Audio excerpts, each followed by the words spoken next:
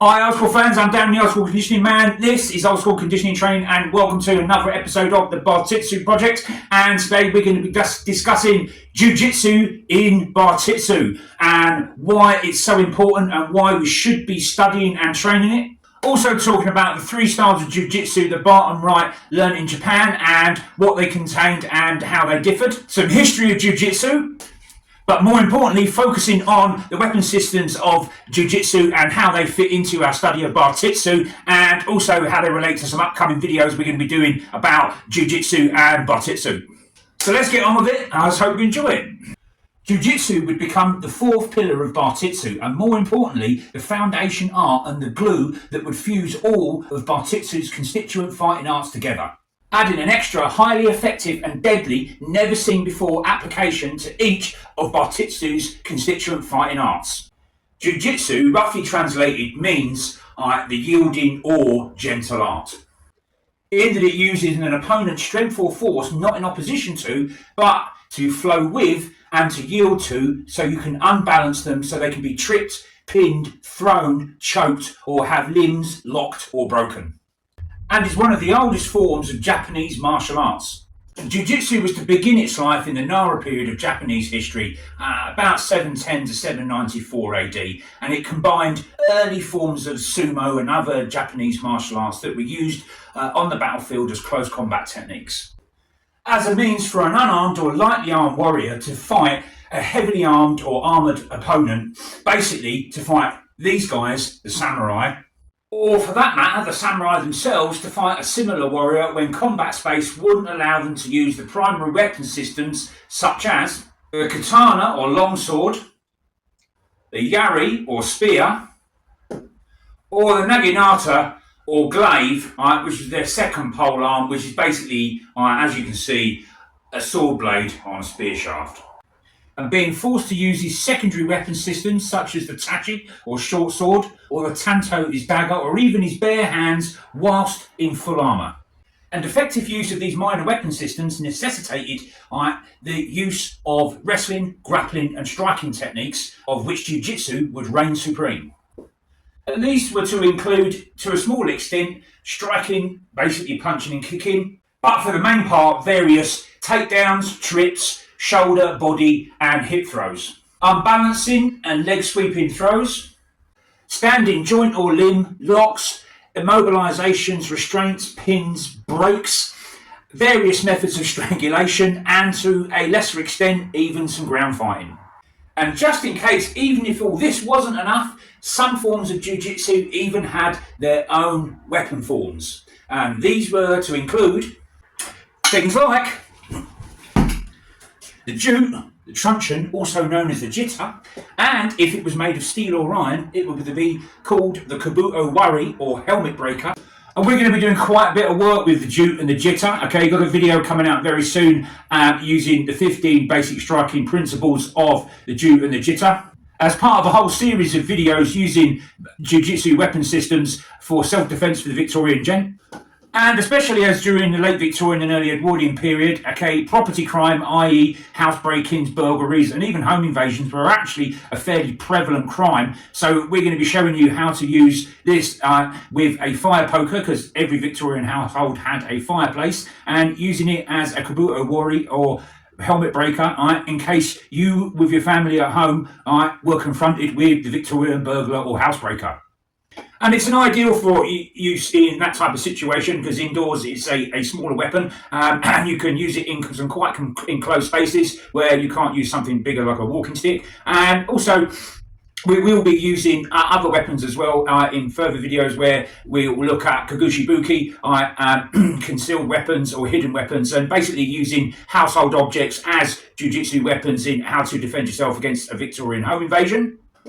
And don't forget, ladies and gents, Jiu-Jitsu is part of the official canon of Bartitsu, and Barton Wright in his 3 years in Japan would have learned how to use probably half of these weapon systems. So let's include him in our use of Bartitsu in self-defense for the Victorian gen. That's right, folks. Not only will Jiu-Jitsu let you inflict pain on your opponent by giving him a really painful geometry lesson by seeing how many geometric shapes you can force his body into, it'll even teach you how to beat someone up with a crowbar. Also, iron fans. That's right, ladies and gents. Fans are not just for the ladies to get a little bit of air in a stifling environment. In medieval Japan, fans were made of iron and they were used for signalling on the battlefield and beating people about the head with. Also, a tanto or dagger. Okay, this is a machete, but the blade length is about approximate. And if all that is still not enough for you, don't you worry, son. Jiu-Jitsu's got you covered with a whole range of Kogushibuki. No, it's not a 1970s disco band, but a complete subsystem of hidden weapons. And who ain't a big fan of that? Which includes some real treats, like Ryu Fundu Kazari, weighted chain. Every London street huss favourite, the Bangkoku Choki, or a knuckle duster. A Hojo Waza or Hojo cord used for restraining and, of course, strangulation. What else? And as it was also a favoured weapon of the street thug and garrotter of old London town, yep, you guessed it, me and Big Pat from the Gasworks are going to do a whole series of videos of Hojo Waza techniques where we're going to be restraining and choking each other because it's an easy carry piece of self-defense equipment for, yes, you guessed it, self-defense for the Victorian Gen. And it's still carried by Tokyo Police today and used in conjunction with steel handcuffs. And lastly, and by no means least, and my personal favourite of them all, is the Uwara or Jiu-Jitsu pressure point fighting stick. And if we cast our minds back to a previous video we did... Oh, yeah, alright.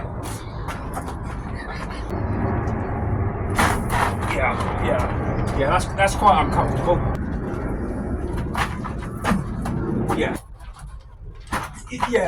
Yeah, that works straight. Oh, yeah, that is quite painful. It's painful. Oh, yeah, ow. Yeah, that was a bit more pressure, that. Okay. Yeah. Oh, yeah.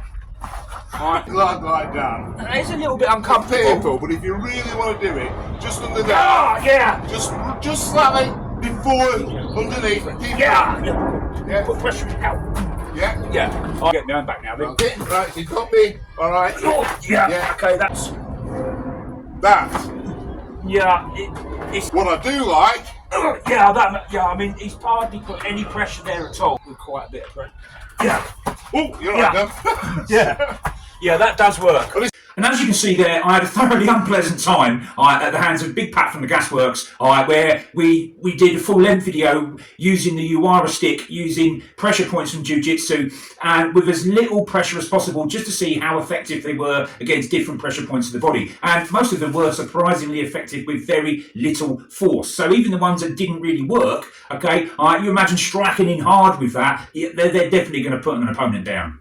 And Kogoshibuki weapons are a very real part of Bartitsu, okay, because Barton Wright even demonstrated the techniques in one of his very first demonstrations. I think it was at the banqueting hall in St James's in October of 1898, when he, instead of using a Uwara stick, he used an everyday piece of equipment on a Victorian gentleman's personage, and he demonstrated the techniques with a pipe holder and a pen case. And another reason why I love this so much is because it's easily fitted into the Victorian Gen's pocket, so it's an easy carry self-defense weapon for the Victorian Gen. And you can hold it in hand, you can punch with it, okay, so you can add a very destructive and deadly element to boxing, okay, and combining boxing and jiu-jitsu, we come up with box-jitsu. And if we see the next part of the last video we saw, you'll see actually at full speed and power how effective putting boxing and the Uwara striking stick together into one system is.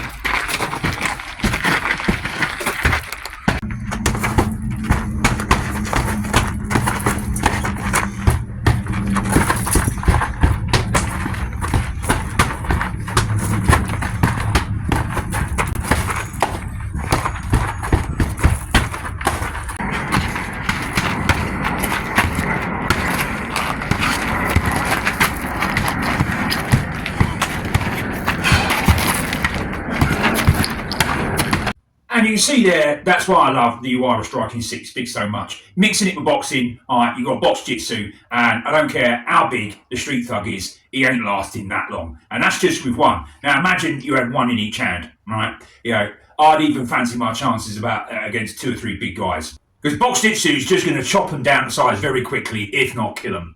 And it just goes to show, actually, how violent Bartitsu really was in its real-life application. So woe betide the Victorian street thug that unwittingly takes on the Bartitsu armed and trained Victorian gentleman. And this is why I love Bartitsu so much, because in its day, it was just simply more effective, harder hitting than anything else around or that had come before it, giving the practitioner a broad range of skill sets, which, let's face it, some of them are not that difficult to learn, which would build into an entire system of, you know what I'm going to say, so say it with me, self-defense for the Victorian gent. So, we can easily see now why Jiu-Jitsu was the perfect martial art for Bartitsu to be based around, right? And why Edward William Barton Wright chose it to be the core of Bartitsu, a new art of self-defense. Now, Barton Wright studied 3 different styles of Jiu-Jitsu. Now, let's have a look at what those entailed. And whilst working in the Japanese city of Kobe, Barton Wright was to begin his Jiu-Jitsu journey, learning Shinden Fudo Ryu Jiu-Jitsu, Immovable Heart School of Jiu-Jitsu, which was one of the oldest styles of Jiu-Jitsu, and founded in 1130 AD by Ganpachiro Temiyoshi. And this system focused upon working within one's natural surroundings, with most of its training done outdoors and using natural objects as training aids. And it used no weapons or formal stances or canne, with emphasis on all techniques being done from a loose standing position, and fighting from any posture, allowing the practitioner to remain receptive to sudden attacks. And Barton Wright then broadened his study by travelling to the Japanese city of Yokohama, where he would learn a second style of Jiu-Jitsu. And this was Tenjin Shinyo Ryu Jiu-Jitsu, Divine True Willow School. And this was founded in the 1830s. A kata-based style of Jiu-Jitsu, and it contained 124 katas, comprising of Atami Waza, striking techniques, Nage Waza, throwing techniques, Tore Waza, immobilization techniques, and lastly, Shime Waza, choking techniques. Why not? And one of its most famous students was this man, Keino Jigoro, who was to go on to found Kodokan Judo. And that was the 3rd and final style of Jiu-Jitsu that Barton Wright was to study. Yes, Judo was originally a form of Jiu-Jitsu.